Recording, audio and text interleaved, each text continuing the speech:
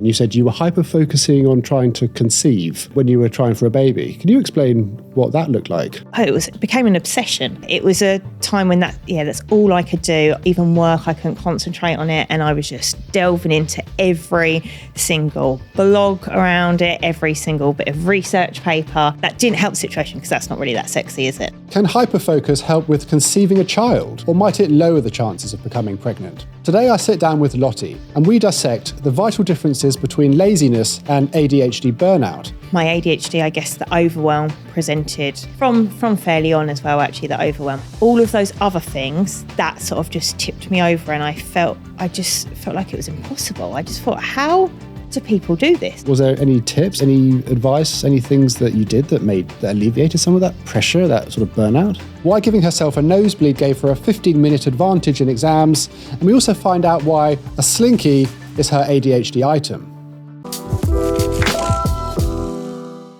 Hyperfocus is fascinating, and I was reflecting on something we said when we had the phone call before we met today, and you said you were hyper-focusing on trying to conceive. Yeah. When you were trying for a baby. Can you explain what that looked like? Yeah, it became an obsession. So it felt like every month that we were trying, and don't get me wrong, we were actually quite lucky in the grand scheme of things. It wasn't a really long time, but for me, it felt like it was years.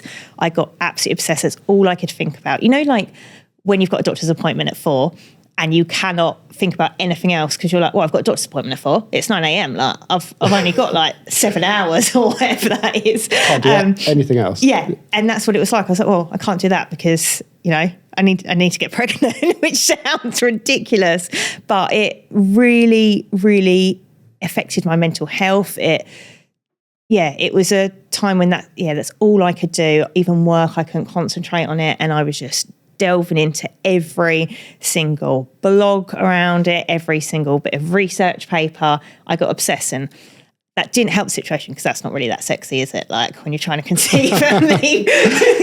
It's like going to my husband, right, so this, like, and it got a bit ridiculous, and then it actually did happen on the time when we were like, let's take a month off, and Lottie just stopped like obsessing, and then that's actually when it happened, which I think a lot of people say the same. They think, well, we'll just give it a little break, and we were lucky. But yeah, it did consume me a lot. What did your partner think of that consuming side of you at the time? I mean, he's very understanding, and bless him. I just received the diagnosis in sort of the middle of, I think around the same time as we were trying, and I think that made a lot of things make sense. And he's very understanding. He's also very driven. He loves to research things. So he then researched a lot about ADHD, and he sort of then understood why that was happening more, but I think he probably was like, chill the hell out, like, and he'd be like, it's okay, it's just another month. And I'm like, no, but it's like, it was, a lot, but bless him, he was patient. So you got your diagnosis when you were trying to conceive? Yes. And that was in 2020? Yes, I think that's right, or 2021. Was there like a particular moment that made you have a conversation and think I should go get assessed for ADHD? Was there a particular trigger? Yeah, so I'd never thought about it before. A lot of the men on my mum's side of the family have been diagnosed with ADHD, but they presented as a typical naughty boy, very hyperactive, and actually we're pretty certain that my mum and my brother have it now. But it's something that I didn't really think about because I wasn't naughty. People always described me as like a Labrador, but apart from that, but it was when I was actually trained to be a health coach, and I was coaching one of my clients, and she was telling me about, she's actually a friend as well, and she was telling me about how she thinks she's got ADHD. She's going to go through this diagnosis. And I was like, oh, tell me a bit more about that. And she told me. And also coaching definitely wasn't for me because I was just sitting and waiting for my turn. Like coaching is all about listening. I do not require good listening skills. So when as she was saying it, I was like, gosh, this is me. And at the time, I was also having coaching myself, and it's sort of like you have your mentor, and I was going through and telling her about her story, and I said, yeah, she thinks she's got ADHD, and I said it really resonated, and my coach said, well, yeah, I'm not a psychiatrist, so I cannot diagnose you, but you probably have got ADHD. And I was like, wow. And it just sort of blew my mind. And then I obviously went into hyperfocus, got into the TikTok holes and started my process for getting diagnosed, which happened about 8 months later. And when the psychologist said that you have ADHD in that moment, how did you feel? I felt a really big mixture of feelings. I felt a bit relieved because suddenly so much made sense. I always felt a bit lost, like I didn't know myself, I didn't understand myself, I felt different. I also felt quite angry at sort of all the things that could have been different and easier if I had known about it when I was younger. In what way did you feel different when you were younger? I guess I never really felt like I fit in, but in a way that I always felt like I was really trying really hard, especially in social situations. Like I felt embarrassed by that. I felt like I was a try-hard. So I had a really lovely group of friends, but I just felt like I was very conscious of myself, and I guess now, like I realised I was sort of trying to mirror them and mask, but I didn't know. So I just thought, why am I trying to copy them? And I sort of went in almost like mini obsessions with different people. Like, oh, she's funny, I'll try and be like her. Oh, she's cool, I'll try and be like her. But none of them were me. And I was so confused of like, well, who am I? Why don't I have my own personality? And that's something that I only stopped feeling probably around diagnosis. Do you think you're more confident and more able to be your true self now that you have an awareness and you've probably gained a bit of self-awareness? And are you more in tune with who you really are? Definitely. I'm 100% more confident, but in a way that I guess people would have always described me as confident because I was quite loud and extroverted, which I still am, but I think I was being extroverted to try and mask and make up for things. Whereas now I'll quite happily sometimes be quiet. People that know me would probably laugh at that, but I will quite happily now sit and watch sometimes because I'm not feeling like I have to be a certain way. It's just if I feel that way, great. If not, I can chill out a lot more. I feel like I understand how my brain works now. And I remember, especially when I first started my job as content creator, I would feel these, you feel the highs high and then the lows low. So I'd have these days when I had like so much energy and I'd be like, oh, I'm on it. Like a day later, I'd be like, I've got the personality of a toenail, and I would have nothing to say. So I'd like a couple of days I'd be like on stories nonstop, like telling all these things, and then I'd just have nothing to post, and I'd be like, why do you even follow me? Like, I'm so boring, and I'd put a lot of pressure on myself with that. And now I just understand that it does sort of come in waves, and I've also got a bit better at managing that. So I won't put all my energy into certain, I will, but I've just got better at trying to find a bit of a balance so I don't crash and burn nonstop, especially with the job I do, and now being a parent, I need to have a decent level of energy to just be able to function. I can't be like in burnout for a week now. So yeah, I feel like I've got that level. I've taken the pressure off myself.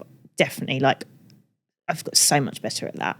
Yeah, I mean, it's so important, isn't it? Because we can go all in, we can overcommit, we take on too much. We can actually put like too much energy into a situation. I mean, that sounds like you were doing it with your content creation, and unknowingly you might be heading towards burnout, and then suddenly you've just got no energy. And you almost feel like you're hungover. Yeah. Or you've just got absolutely nothing left because you've unknowingly just depleted all of your mental resources into a particular like task or activity. Yeah, and then I think when you don't understand, like before my diagnosis, when I didn't understand why my brain was like that, I felt shame around it, and I felt lazy and stupid, or like, oh, you can't work hard then because you need that rest. But now I understand it, and I just don't give myself a hard time for it, because that uses up so much energy as well, right, when we're beating ourselves up.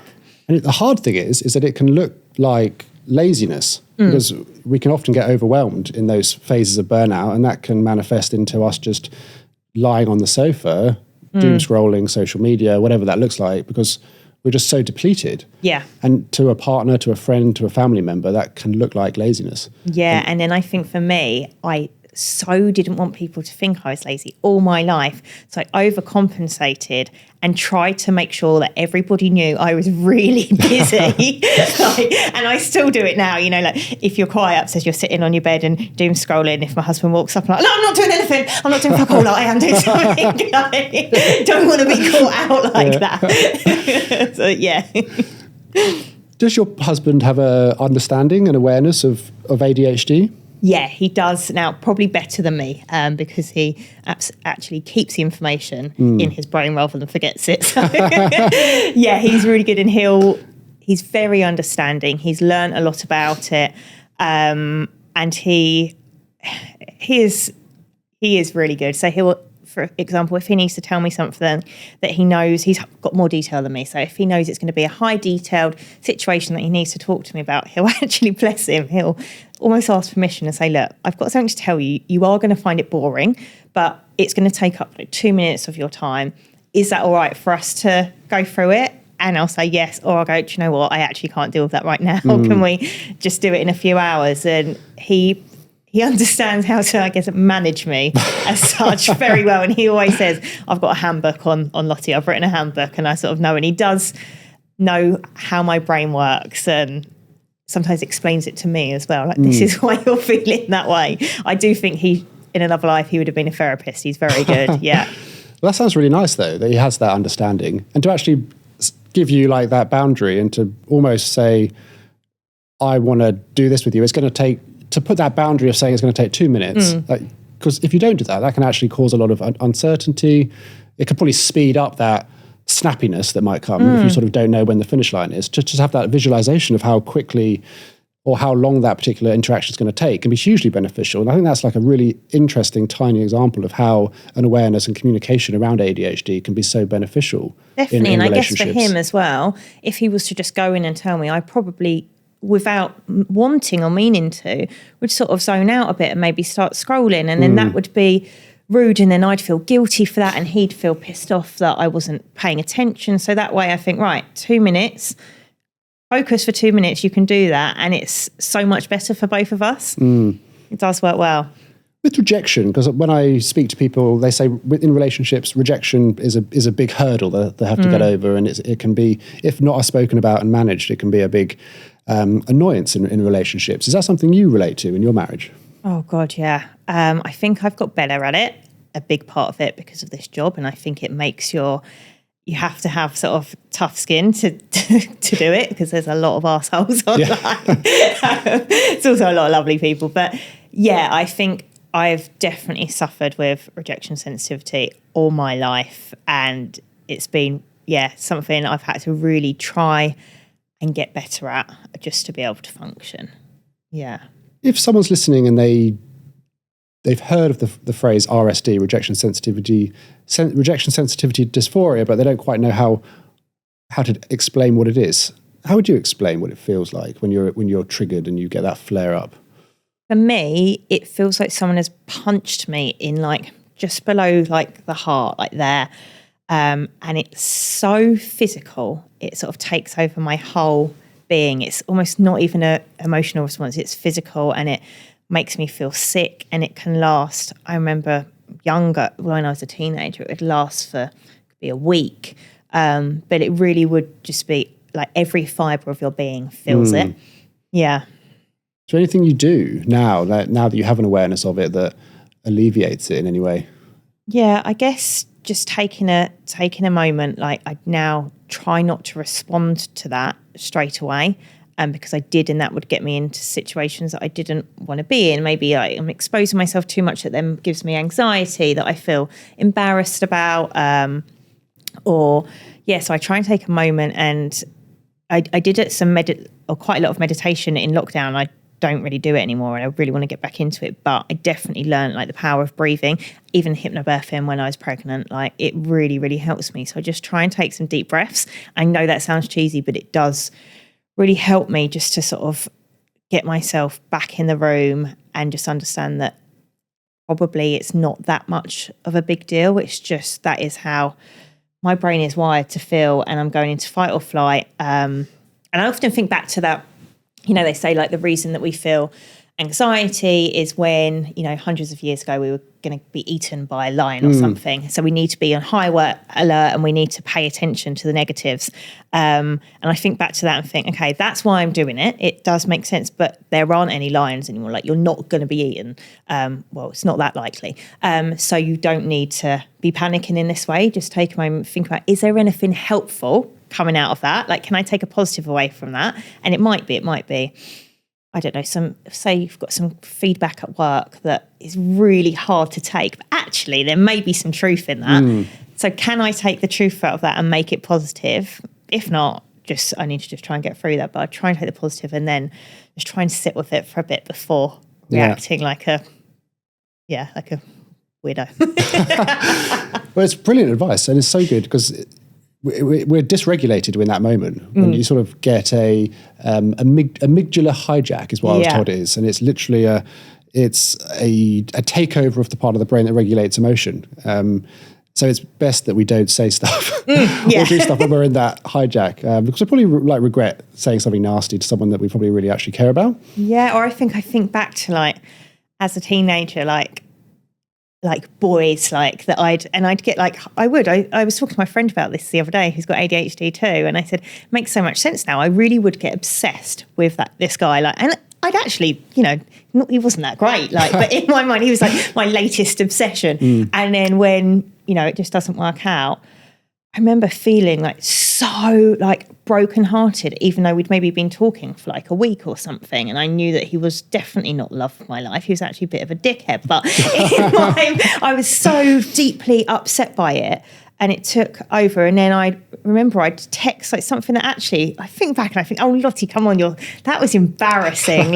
You should be ashamed of yourself. And they probably thought, what is this woman on? But so I think now. Do you remember what the text message said?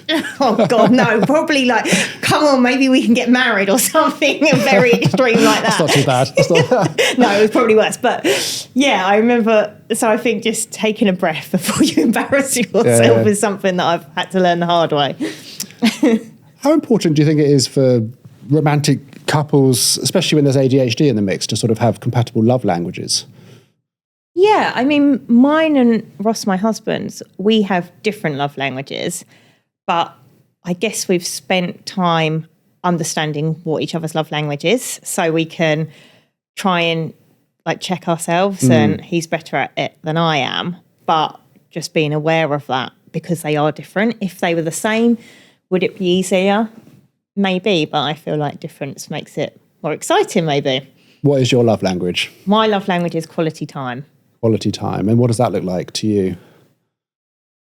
Just having time without our screens, without our phones. It could be as simple as sitting on the sofa, making dinner. I love cooking. It could be, date night would be great, but it doesn't have to be that. Now we've got Penny, my little girl. My dream sort of weekend would be, we went to Greenwich Market the other day. I absolutely loved it. And we just had some time, all three of us, just going around the market stalls, having food and just being able to chat to each other. I think that's really lovely. So for me, that's the biggest one. What's his love language? He says his is acts of service. I think it's a bit of words of affirmation as well, but we'll go with acts of service. So just to know, if I went to the shop I'd probably come back with loads of random crap, but if I came back with a bit that he'd said that he liked this ages ago and I came back with it, that would be absolutely heaven to him. What do you think you would wish that your partner, husband understood about ADHD, just broadly, if you were to go into if he didn't have an awareness of it? What do you think something that would be a good thing just to have an understanding of? Like I say, he's very good and he does understand, but I guess that the times when I think I am genuinely really interested in either what he's got to say or what we're doing, but I feel like my brain just isn't allowing me to soak it in or to do whatever it is we're trying to do. I do, because I do feel a lot of guilt that I'm maybe not, I'm definitely not as present as I'd like to be. But it's such a barrier. Even if it's the most interesting thing in the world, you ever get it and you're just I can't listen. There's another noise there, or there's something going on, and it's actually impossible for me to listen to what you're saying right now as much as I want to. And I think that I'd find that, especially with RSD, I'd find that really upsetting if somebody did that to me if I didn't understand. And he understands, but I think if he doesn't live with it, probably not to the extent that we do. Yeah, no, so relatable. It's an issue that I think a lot of us have is you can get so in, like you hyper-focus on something. You can be hyper-focused on a bit of work, whatever it is, and your partner might just try to interact with you in that moment, but you don't want to be interrupted. And that can come across as rage or sadness. And to the partner, if they don't know about ADHD, that can look like you're not interested and you don't love them. Yeah. And in fact, just in that particular moment, you're so into something else, but it doesn't mean you're not into them. Yeah. It's not another person. No. It's just like a hobby or a new film or a new project, and it's just taken up all of your brain. Yeah, you give when you've got ADHD, you give your everything to that thing in the moment. So it's hard to have something left for the other things that are important in life. And when you discovered you were pregnant, what did that look like? The two of you, how did you find out? We did a test, and we actually did a test the night before, and it came through negative, but I'd been crying every month that it came through negative. And this time I didn't cry. And I said, I just feel like it's wrong. Even though it's like the right time-ish to test. And then the next day, I think I've actually got it on video, because I was recording a reel, and then suddenly I thought, I can't actually do this. And I said something, and I went, right, I'm going to go. And I went and got a test. And I said to Ross, I'm going to do one. I did it in the bath. Oh, no, I didn't even tell him, sorry. I did it in the bathroom. And then I knocked on his door, and he was actually interviewing somebody at the time. I went, have you got a minute? He was like, no, I don't. And I was like, put that on pause. I was like, have you got a minute for a pregnancy test? He was like, right, okay, I do. And he came out, and it was like so faint, but it was there. And I was just like, no, absolutely not. And he was like, right, okay, this is crazy, but also I'm interviewing somebody, like I need to go back. So he went back on this interview. I tried to crack on with like filming if I was filming, I was like, no. Ran to the shop, and I think I spent about £50 on tests just to double check.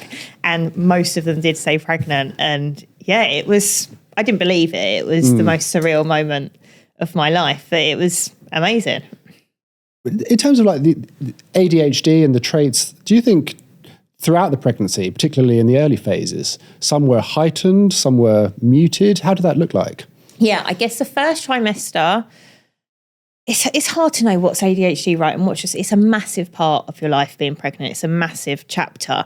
So I think that probably a lot of people that are neurotypical would act in this way. So it's hard to tell, but I really hyper-focused on it like for those first few months, especially before 12 weeks, they sort of see as a safe zone. So like when I wasn't really telling as many people, so I was like on the forums and that's all I did. I really struggled to do anything else. And I was actually really quite sick as well.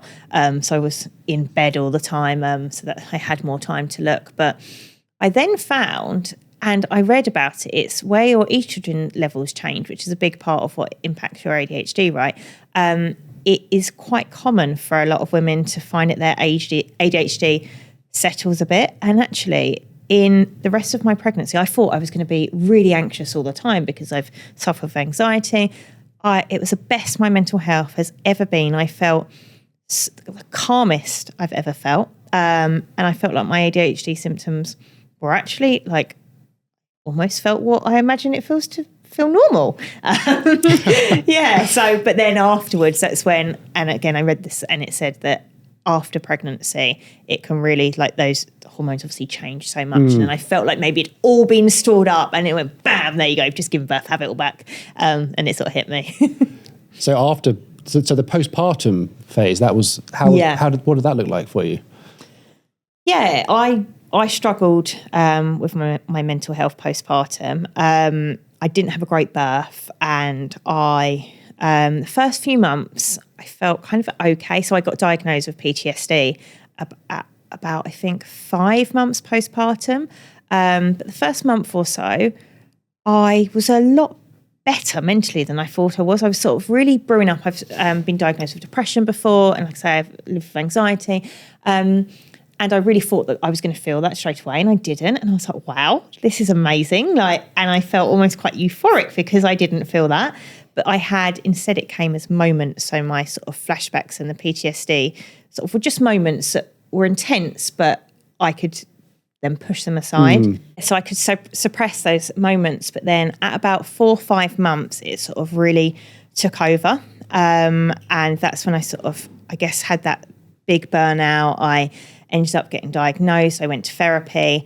And I really struggled. And I think my ADHD, I guess the overwhelm presented from fairly on as well, actually, the overwhelm. I felt like if it was just my baby and myself that I had to think about, I'd be okay. But everything else, you know, you have to do the laundry, I was working straight away. I didn't really go on maternity leave. So, you know, you have a partner, all of those other things that sort of just tipped me over. And I just felt like it was impossible. I just thought, how do people do this? Like, it's not physically possible.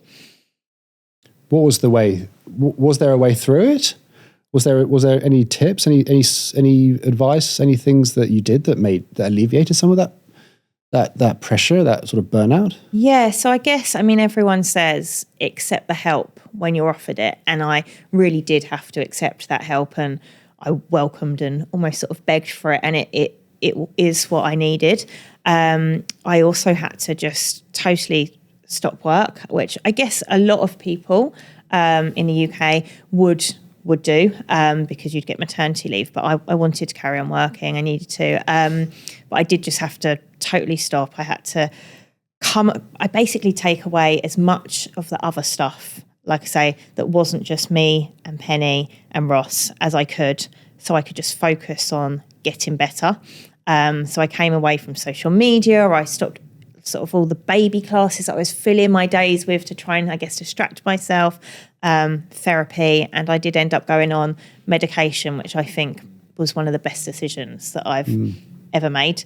And actually PTSD, because I looked it up at the time, and you're 4 times more likely to have PTSD, be diagnosed with PTSD if you've got ADHD, which I think is really interesting, and something I thought a lot about in the past few months is how much of that was because I've got ADHD, because did my brain almost hyper-focus? So the birth was a trigger of mine, but would I have been able to carry on pushing that out if I was neurotypical? I might not have been, but would I have been, or did my ADHD make me hyper-focus on that more to the point that I sort of embodied that PTSD. I felt it so physically, and it took over every single second of my thought pretty much at that point. It's interesting you got diagnosed with PTSD, and I've spoken to a number of doctors and psychologists on the podcast, and they've made me aware that the ADHD brain has many similarities if you were to scan it with a patient who's been diagnosed with PTSD, because of the constant shape-shifting, the masking, the anxiety, the feeling that we're not good enough, always having to adjust to please other people. Maybe we don't do that anymore. Maybe we've learned to be more self-confident, but sort of a lifetime of doing that in our childhood can cause so many micro traumas that over time that can compound and create a brain that's very similar to someone who's had a singular big trauma. Do you think that you can isolate and think where your PTSD originated from? So I think that was around the birth, but I do wonder whether my childhood, and haven't we all, but experienced some, I guess, fairly big traumas in my life that I wonder if they were suppressed and it suddenly all came out. I don't know. I don't know if that's just sort of, it just went, okay, I've had enough of masking, and now this is it. You've just got to deal with your shit. I do wonder, because I do feel like it was a really sort of pinnacle moment and transformative. Like, I wouldn't want to go through it, but I do feel like some good has come out of it, and it's almost like it sounds so cheesy, but almost like a new chapter since I sort of healed from that. Well, you were hyper-focusing about conceiving, and then that happened. You had Penny, and then it is a new chapter. I mean, do you think there was an element of kind of shifting that hyper-focus from conceiving to now being hyper-focused on looking after and bringing up a new human? Yeah. I mean, yeah, it is. I do wonder, like, I'm actually obsessed with her. And I'm like, is that normal? Do we feel like, I'm like, oh my gosh, she's just so wonderful. Like, it almost, that Lenny, like, was it Mice and Men? Where yes, yeah. like, that's how I feel about Penny. I don't know if that's normal or not. I'm not going to squish her, don't worry. But, but yeah, I am. But I guess that's a healthy focus. And I think I have just learnt to, as we understand more about ADHD in ourselves, I've learnt to sort of try and chill with it a little bit more. We were chatting off camera, fascinating. You were telling me what you thought were the main challenges, but also the main positives of being a parent with ADHD. What do you think are the main challenges and the main positives? Yeah, so when I got diagnosed, we were obviously trying to conceive. And I remember thinking, oh, bloody hell, like, I'm going to be a rubbish mum. And I was genuinely concerned that because I would, I think I gave that example to you when we were talking, like if I couldn't find a shoe or something before we're going out the house, it would really make me spiral. And I'd be like, oh my God, I can't find the shoe. And in my mind, I know I could wear another shoe, that I've got a million shoes. But I'd be like, no, I need that shoe. And I thought, I can't be like that when we've got a baby. I can't just be flying around, like trying to find stuff, turning the house upside down and getting quite angry and upset. That just can't happen. And I was really worried how I would be when we had our baby. And what's the question again? We're speaking about the positives and the biggest challenges. Okay, sorry. Went on a tangent about shoes, I can't remember. Yeah, so I was really worried about that and the overwhelm. And now I've had Penny, I think the negative is, I guess, the overwhelm. I think it's an overwhelming thing for anybody. But when you are very susceptible to overwhelm, it's even more so. Like, it just feels like certain tasks are impossible, especially in those early days. I think sort of the first 8-9 months, it felt your life's been changed in one of the most dramatic ways possible. That's what I was worried about, and that is it did impact me. So just constantly feeling like I just don't know whether I'm coming or going. I can't manage my life. I just don't know how to sort of get through the day. But then I do think that you find your feet. Hopefully you have. I was lucky. My family are amazing. I've got amazing friends that could sort of help. I could at least talk to. But I think once you find your feet, and it does sort of, you find your new normal, don't you? So I do think it probably is always going to be more challenging for someone with neurodivergence. But then I think there's so many positives.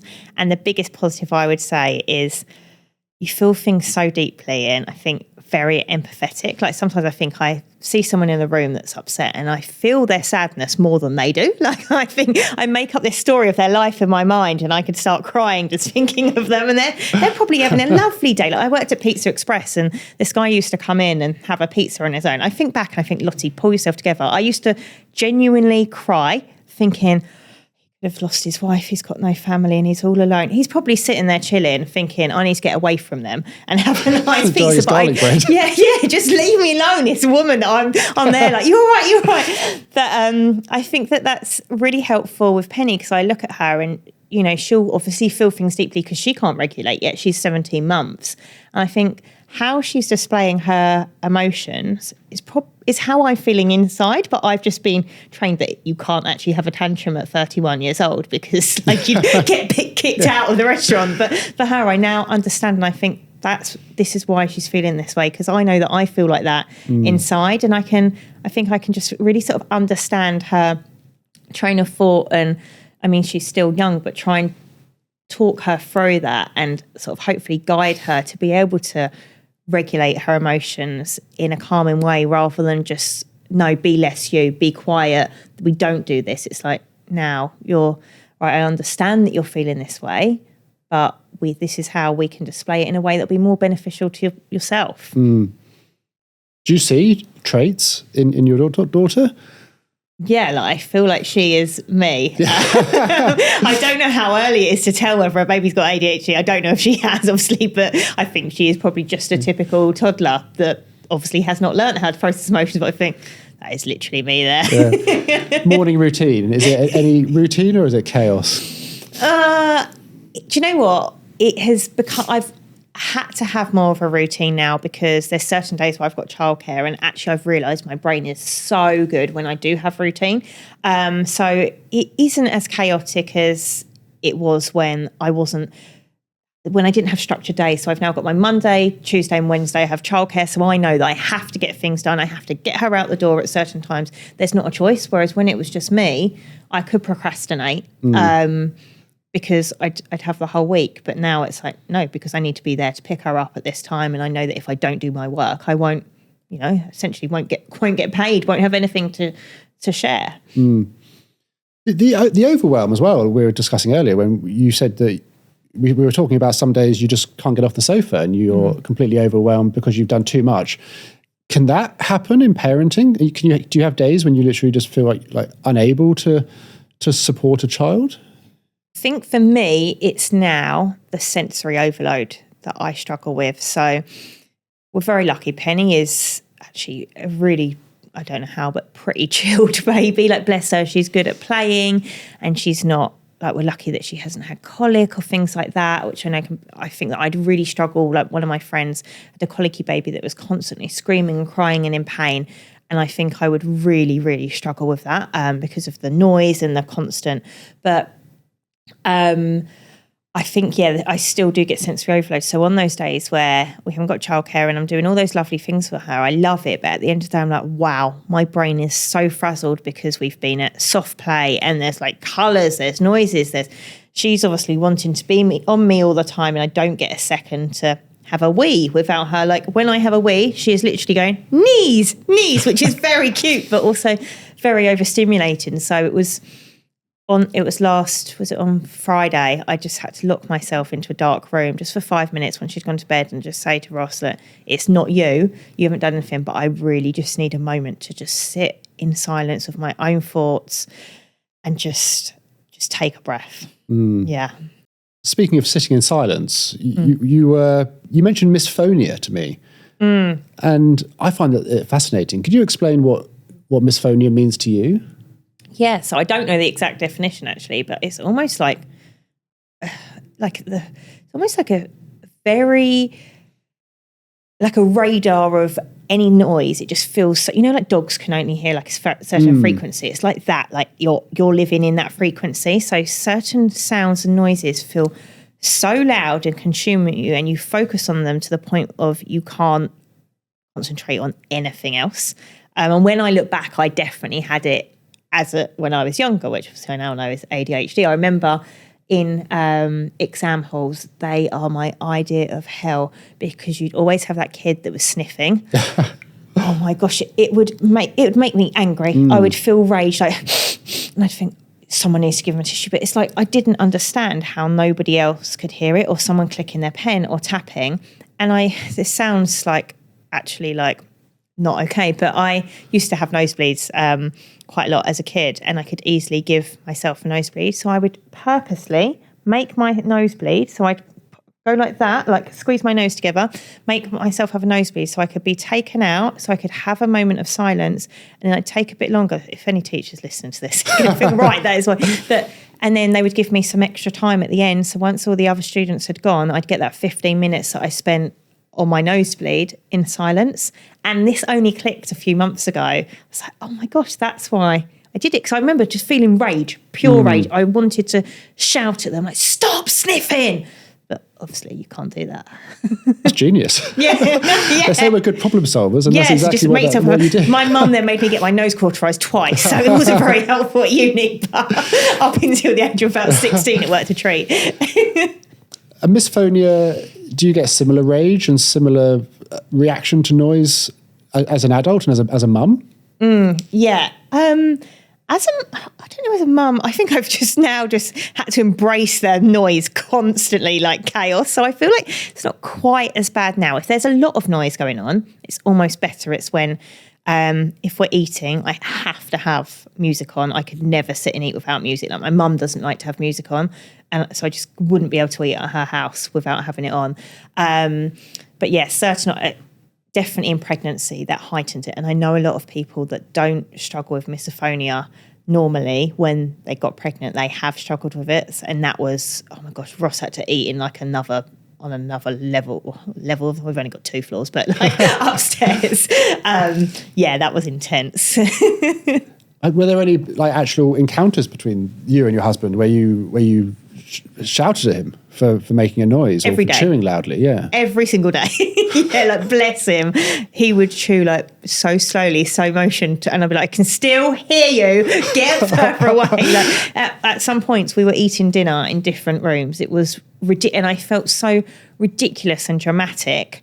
But it was genuinely, I did actually get a pair of those. Are they like the loop headphones? Yeah. Earplugs? Yeah. Obviously lost them like 2 days later, so I can't say whether it, but I sleep with the earplugs in, and in the morning I'll try and not take them out for a bit until Ross tells me like, I've said this 4 times, but it's heaven when they're in, because I just hear everything muted and it's I've tried them. They're amazing, aren't they? Really good. Yeah, they're great. So that when you told him to chew quieter, I guess when you've been with someone for a while, you can do that. I mean, when you were like dating, and was it an issue then? Or I guess you probably couldn't say. I guess when I've seen it be an issue, it's like commuting on the trains. Like before, I don't know, I feel like maybe I didn't really have headphones or didn't think to put them in because I didn't really know what it was. But yeah, if someone was sniffing or sneezing or doing just something I found annoying, I'd really, really struggle with it when you can't say. And you know that in your mind, when it's happening, I think, God, you're so unreasonable, Lottie. Like that, I could never ask somebody to just stop doing something that is, they're just existing. Like it could be them breathing, and it annoys me. I'm not going to say, sorry, do you mind just not breathing, please? But in my mind, I'm like, how dare they breathe? Yeah. It's ridiculous. But yeah, it's you're just so tuned into that particular sound. You can't control like the reaction, can you? Like the rage bubbles up. Oh yeah. I've moved carriages plenty. I actually almost did it on the way up here. But it was a child that was doing absolutely nothing wrong. Like just they're being quite cute, but in my mind, I was like, I need to try and focus. I was trying to do something and I had to move. I nearly had to move. And what about if, in the context of parenting, if Penny is screaming, crying in the middle of the night, does that have a similar, is there any of that there? That is something I'm really worried about. I remember putting a poll up or a question box on Instagram because, like I say, the breathing I really struggle with. Luckily, Ross doesn't snore. But I remember my dad snored to the point like you could flush a train, you could still hear him snore. Like I remember that like in another room. And I remember putting up like, do you find it sounds awful to ask a question, but do you find the noise of your child breathing annoying? And so many people put, no, it's fine when it's your child. And actually my friend said, yeah, I do. But I think I'm lucky there that actually we ended up co-sleeping and I found it relieved anxiety, and I love the noise of her breathing, so she's allowed to. And even crying at night, again, I thought that would really annoy me, but I don't know if it's, I don't know what it is, but it's like my instinct kicks in, and actually the thing that I feel is anxiety, like, oh, I need to make her okay. So no, but if it was like if she's having a whingy day, it is something that I really have to sort of breathe through because it can be really overstimulating. Yeah.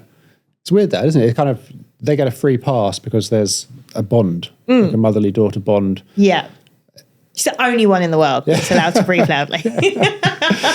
You mentioned anxiety there. Do you think, are you generally an anxious person?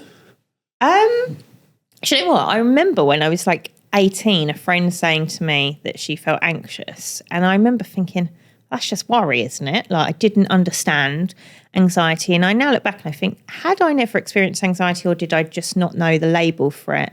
But there was a few things that happened in my life and actually I think it was my stepdad died when I was, how old was I? About 22. And I think after that was the first time I either felt it or realised that I felt anxiety. And then since then I would class myself as a maybe naturally anxious person. I can feel it quite easily. I'm now on medication and it's great, but just feel numb. No, I'm joking, but it definitely helps. One thing I hear quite a few people, particularly in the ADHD community, is they get like health anxiety and they really worry about their own health or the health of others around them, close to them. Do you relate to that at all? No, it's actually, I've got someone close to me that does struggle with it. And And I feel for them because I think the only way I can relate to that is in pregnancy, especially the early points when you're sort of, you can't feel the baby or you haven't really had many scans yet. You're constantly worrying like, oh my gosh, are they okay? Is everything still all right? And that was like very anxiety inducing around sort of the baby's health. And I can imagine that if you're living with that about yourself or somebody else constantly, it would be very consuming. But I'm quite lucky that I don't experience that in general. What about your trying to balance parenting with your romantic life with your husband? Yeah, it is hard because you've always got another little person there, and you're used to. I mean, we did everything very quickly. We sat behind each other for 4 years at work, and people were like, "Oh, did you fancy each other before?" No, absolutely not. He said, even in his wedding speech, he said, "Yeah, fit but annoying." That was it. We didn't even talk. After that, once we did get together, we moved in within 3 months. We got engaged, I think, within the year, married 9 months after that. And then a little while before we had Penny. But we'd always been quite, I guess, spontaneous, and it was quite intense, romantic and amazing. And now it's obviously very different dynamics. And it is hard to balance because, you can't, we used to love going out for meals. And actually we do still with Penny.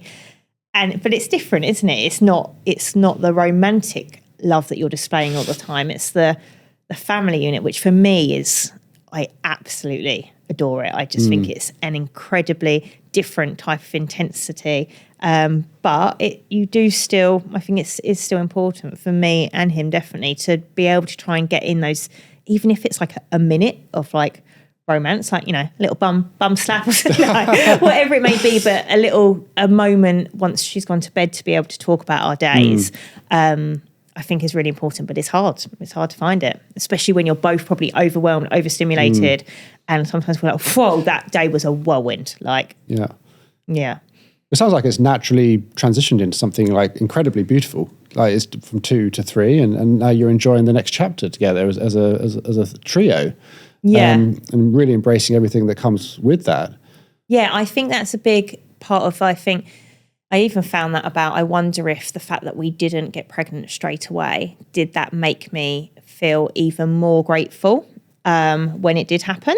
And then the fact that I did really struggle with my mental health postpartum now, and I've said this to quite a few people I've spoken to about it, and it sounds ridiculous, but genuinely things feel euphoric just when they're sort of just normal, like a moment of us just sitting playing with Penny or me taking her to the park. Genuinely, I just think this is the best moment of my entire life. And I wonder if that's because it's such a contrast to how I felt the first 6 months, where I genuinely thought, I don't know how I can carry on, to now being able to just be present in this moment without that feeling of dread and depression and fear. It feels genuinely euphoric. I asked my community, I was speaking to a mother with ADHD today, and it was actually quite disheartening. I was sort of flooded with messages and questions saying people were really, really struggling parenting with ADHD. They found it incredibly hard, really needed a lifeline, overwhelmed, anxious. Do you have any tips, like broad stroke tips for a parent who has ADHD and they're in the early stages of bringing up a child and they're overwhelmed, finding it all a bit too much? Yeah, I think maybe a good one, and it's actually a friend, neurotypical friend. She's a therapist though, so she's great. She gave me this idea, and it was about trying to find a little pocket of time to just sit in quiet or whatever it is, even if it is doom scrolling, whatever it may be that you need, where you're not being touched or nobody's talking to you. And we actually do it. So every morning, even if it's 5 minutes, so I'll go and get Penny. I'll have her in the bed until we're sort of ready to get up because she wakes up at silly o'clock in the morning. But then Ross will take her downstairs, and whether it's sort of give her some breakfast or whatever, and I'll just stay in bed. And it sounds awful because I obviously love my days with her, but actually that's one of my favourite times of the day, is just having silence. And usually I'll try not to even plan my day. It's just having silence. And yeah, like I say, sometimes I'll set an alarm for 7 minutes because I know that I need to get up and take her somewhere. But I feel like that has really, really changed our days and my mental health in a really positive way. So I think just trying to find snippets of that, and I get it's harder to do in certain situations, but if you can even find 5 minutes, or if I can, getting out for a run, that's always been the only time my mind is quiet, and I'm just starting to get back into that, and it helps me massive amounts. That's super useful. Do you think it's useful to try and, if you can, remove some of the shame and really accept that your method of doing stuff might not meet the standards that are expected of a neurotypical person, and actually it might be chaos sometimes and it might be disorganized, but you'll get it done, and to maybe not hold yourself to the standards that you think parenting should be, because actually it looks different to everyone, and for a neurodivergent person the process might be different, and that's okay. Yeah, definitely. I think one thing that came to mind as you were saying that was, I remember thinking, I'm never going to let my daughter have a screen, like watch the telly until she's a certain age. And there's a lot of shame around that. And I see it on Instagram all the time that people are sharing hacks and it involves a screen, and all the comments are like, they should not be looking at a screen. But I think probably even more so when you're neurodivergent, but even neurotypical people, it's overwhelming to have a baby. It's intense. But I just think actually we, hundreds of years ago, whenever it was, we had a village to help look after this little human. Like usually it'd be the women that we wouldn't have jobs, and I'm not saying I want to go back to that time, but we'd have loads of help. And now we're living in an age where it's totally different. It's so fast paced. A lot of us are going back to work, thinking about work, having to do a million things, and we're bringing someone up, usually without our partner there for a big chunk of it. So we have to create our village in different ways. And if Miss Rachel on telly can take the place of Auntie Ruth, who would have been there however many years ago, then that's what I'm going to do. If she needs, and I'm not going to plonk her there in front of the telly all day, but if she and I if I need that 5 minutes of just being able to gather my thoughts, I'm not going to feel shame for putting her in front of something that, as well, if I choose the right program, it's educational. And I think accepting that, because at the first time I did it, I thought I am the worst parent in the world. And I think that's part of my village, and I'm going to do it. If people judge me for it, that's fine. But I know that it's the best thing for me to do for her as well, because otherwise I can't be the best mum that I can be if I'm constantly in overwhelm without getting a second to do what, and even make her lunch or something like that. Super useful. And it's the modern day assistant, isn't it? The iPad or the TV. It just takes that attention, occupies the child's mind. Yeah, and there's so many good shows now. They're not watching like mindless things. There's like this woman, sometimes Penny does something, and I think, I swear I didn't teach you that. And then I might hear that, oh, right, okay, it's Miss Rachel. Or whatever it may be, she's some kids. But yeah, I think that there's now programs there that are absolutely brilliant for them. So, but there is still a lot of shame attached to things like that we can use in our toolkit, which is seen as lazy parenting, when actually I think, especially for someone with ADHD, it's an absolutely essential tool. Yeah, no, absolutely. It goes back to what we were saying earlier. So the optics from the outside, it might look like laziness, or it might look like whatever it looks like. But if it works for us, right, then it's working and it's good, and we should embrace that. Definitely. So anything else you do to look after your own mental health? Because it sounds like that's paramount in being a parent, whether you have ADHD or not, but particularly in this case is looking after yourself and making sure that you are the best version of yourself, therefore able to be the best parent. Do you have any other self-care routines, things that you do to enable that you're in the best headspace? Yeah, I guess there's loads of little things that I try and do now, like even waking up and taking my probiotics, my vitamins, things like that make me feel a little bit more like I've got a routine in my life together, even when it's actually chaos. Getting outside, like I say, is a massive one. Journaling, that definitely has helped me through like the darker days I've had, just because when your brain's there's a million thoughts going on, just getting some of it out onto paper just really helps me sort of rationalise or think, whoa, you are not okay. But therapy has been incredible for me. I've had therapy maybe 3 times, like stints of 3 times, and that's really helpful. And just talking. I guess I'm lucky that I've got my platform that I've created online, because there are a lot of things, and I'm pretty open. There are a lot of things I'll share with my community, and I've got a really lovely community around me of women that have been through very similar things, and they can offer advice. And I think, there's a lot of bad things about social media, but there's also so many positives. And I think there's not many people that can say they've got a group of that many women that can offer different shared experiences, and you feel, even if it's just feeling validated, like you're not the only one, because often you think, I'm not okay, like why everybody else seems to be, but actually other people are probably masking it or putting on a front because they feel the same. Such good advice, because when you see the parents dropping off the kids at school, at work, you're probably going to see a version that they're putting on. You're not going to see what's going on behind the scenes when they're really struggling, overwhelmed on the sofa. So such good advice to find your community, whether that's in person, meetings, face-to-face, social like the media. baby groups were, I actually was so lucky and went to a baby group, and there was I think 9 of us, and they're all women that are just incredible. And it was actually one of the women that I think I went to a dance class, and I just sort of was crying as I was packing up my bag, and she noticed, and I started speaking to her, and she's now such a close friend, and she told me that she suffered with postpartum depression and that she's on medication, and I was really struggling to decide whether I wanted to go on medication at the time, and she taught me through it, and she was the one that made me realise, right, okay, I'm going to give this a go, and it was life-changing. So just those sort of unexpected moments where you share and open up together can probably save your life, at least change it for the positive. Definitely. I think it's so important to know that there doesn't have to be a solution to everything. There isn't a fix for everything, and actually just finding out that you're not alone and you're not the only person going through something, that can be so helpful. Oh yeah, so definitely. Therapeutic. Something Ross always says to me is like, do you want the solution, or do you want me to fix it, or do you want me to just listen to you? And sometimes I will be like, just deal with all my shit. But sometimes I'll be like, no, just let me share it all with you. Yeah.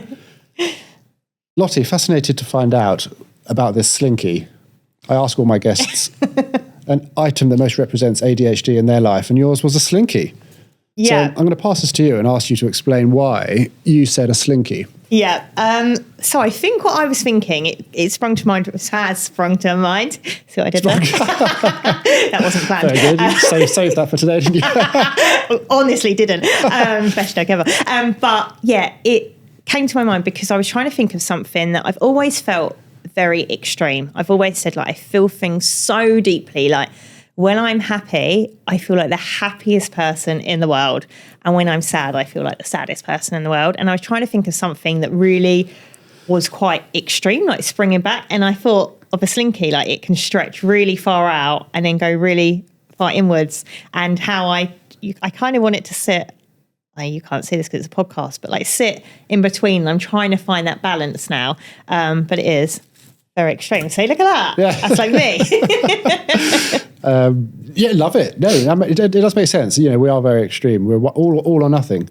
And I think when we do feel an emotion, whether that's sadness, happiness, euphoria, whatever end it is, we hyper-focus on that. And because of that, it can be actually a lot more intense and magnified and extreme than other people do feel it. And I actually think that's a really good representation of that description. Yeah, I think it's a feeling of feeling too much or not enough is what I've always felt until recently. And I feel like the slinky represents that. I will never look at a slinky the same way again. I asked my community to send me a woe, and it goes in the washing machine of woes. Love it. I read it out and see if there's some relatability and advice. Yeah. This week, someone said, when my child, parenting one. Right, okay. When my child is experiencing big feelings or challenging situations, they look to me for guidance and protection. But with my ADHD, I have emotional dysregulation. It's tough sometimes for me to be consistently present and focused enough to support my child. Do you relate to the concept of that woe? Yeah, so Penny's 17 months. I guess she's only just starting to present the sort of toddler big feelings that I'm guessing this person's probably a bit further in than me. So, I definitely don't really have any advice because I'm going to be asking that question soon. But there are moments where I think, oh gosh, she's getting so angry because she doesn't know. She's getting frustrated maybe that, she can't quite get something, or I'm not giving something to her that she wants or that she can communicate. Guess for me, like I said before, it's like feeling that empathy and trying to understand where she is coming from. But that is really, really hard when in your mind you're like, you can't think because that noise is intense and it's like you can't get to that part of your brain. So it's really, really difficult, and you can't just step away if there's nobody else there. You can't just leave them in the room usually. So yeah, I think that's going to be a really difficult and interesting one to navigate. There's, some accounts that I follow online that talk through it, but I think they are neurotypical. So it's like, how do I apply that as a neurodivergent parent? I think it's going to be a challenge because they feel big feelings, but you feel big feelings too, right? But in a way, I think that gives you a superpower because you understand them more. Because like I said, I can really see myself in her and think that is probably how I'd be acting if I wasn't taught that, it's not really okay to act that way, and that I'm finding helpful so far, but we'll see how that goes. Super useful. Do you think you'll have a conversation with Penny and about neurodiversity when she's at the age to understand? Definitely. Yeah, I think it's something we talk about in our house all the time. And actually, even before I was diagnosed, like I say, my husband is very interested in, I guess, human psychology. And it's something we've always spoken about. There was this test, we both worked together, and it's called Predictive Index. I don't know if you've ever, there's one called Thomas test. I don't know if you've ever done them. And even like it tells you your different personality type and how you maybe act in certain situations, whether there's like yellow, blue, whether you're an extrovert, etc. And we always say, we've done the tests and looked at the results, said this is why we communicate different. Our communication styles are very different, but it's been really helpful to have that open conversation. I have someone that works with me now, and we're starting to talk about that and like, right, you may find me annoying because I do this. Please do say, do you know what, Lottie? You're not getting to the point, and it's really confusing because at the end of the day, you need to do the work that I'm setting. So I need to be told, and I get that. So I think we will have those open conversations anyway, and I think that's really important. And I never want her to feel like she shouldn't be acting a certain way or she should be keeping it inside, which is how I felt when I was younger because I didn't understand and just thought, you're going to be a weirdo if you do act this way, or masking, right? So yeah, 100% is something that I really want to have open conversation and say, the reason why mummy's feeling this is because of that. The reason why you're feeling that way, we all feel it and present things differently. Super useful. And just out of my own interest, because I'm thinking about going back to the woe and the emotional dysregulation and how that can sometimes show up as losing your temper or losing your patience and getting irritable. If that happens and going forward in time when I've got a child and I lose my temper, do you think it's a good idea to have a conversation with the child if they're old enough to explain, Daddy was dysregulated there. Here's why I shouted at you in that particular moment. So they understand what was going on rather than them just being confused as to why you shouted at them? 100%. Yeah, absolutely. I think that to show that we make mistakes, because then when they feel it right, they can think this does happen sometimes. I've seen mummy get angry, but I know that she says that it's not how she wanted to express that anger. And hopefully I can give her some tips. Like, this is how mummy would have wanted to act. I would have actually much rather have taken a deep breath and understood that you weren't doing anything wrong, or maybe she was. But this is how I would have liked to act. But unfortunately, I didn't. So she can understand that. And when it happens to her, hopefully apply the techniques that I would like to address, if not, at least not feel that shame, because we are always going to do something. We're always going to mess up, right?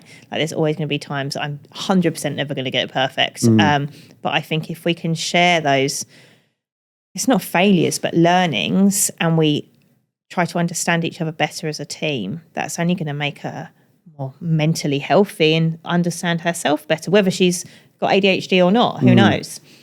Yeah. No, super useful. Is there anything else you think that if a parent is listening that is looking for some tips, advice, might be good to say to close?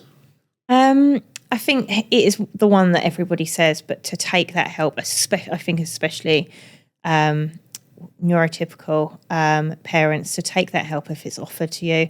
I think back and, like I say, I was lucky to have, my mum was brilliant, my mother-in-law is amazing, my family and friends.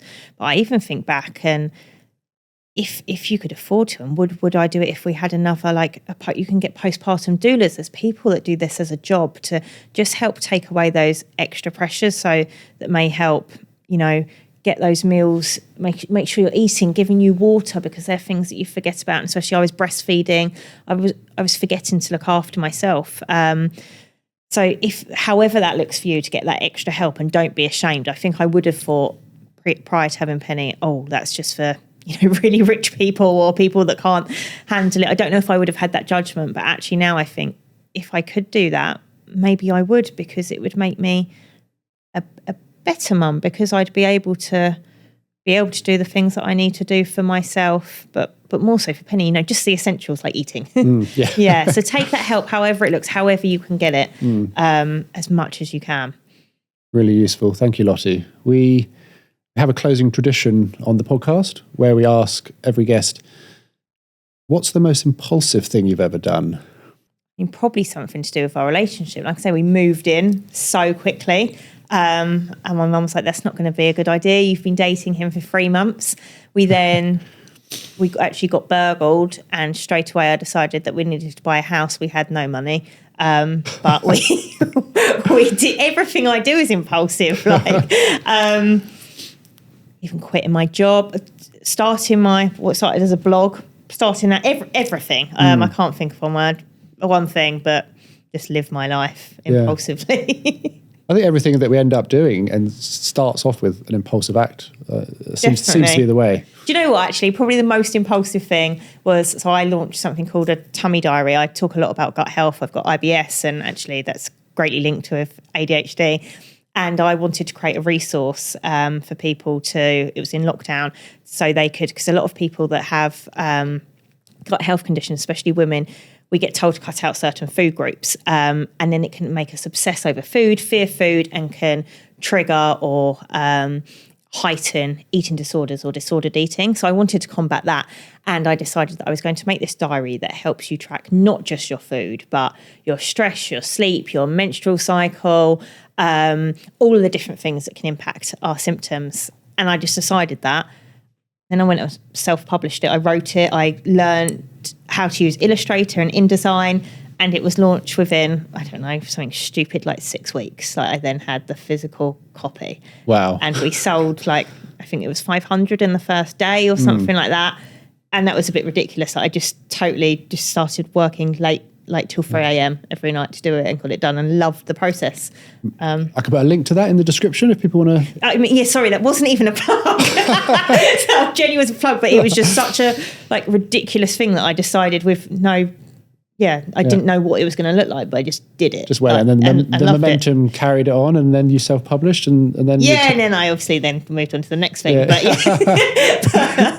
but no, that was a very impulsive decision to spend every bit of savings that we had to publish that, and to I had to put all of my, I got my mum, I sales pitched to everyone that I knew to put some money in to get this published, with no idea whether it was going to sell or not, but luckily. Find out later. Yeah, we'll deal with that at the end, don't worry about it. Lottie, thank you so much. It's been a lot of fun. Thank you for having me. I really appreciate it.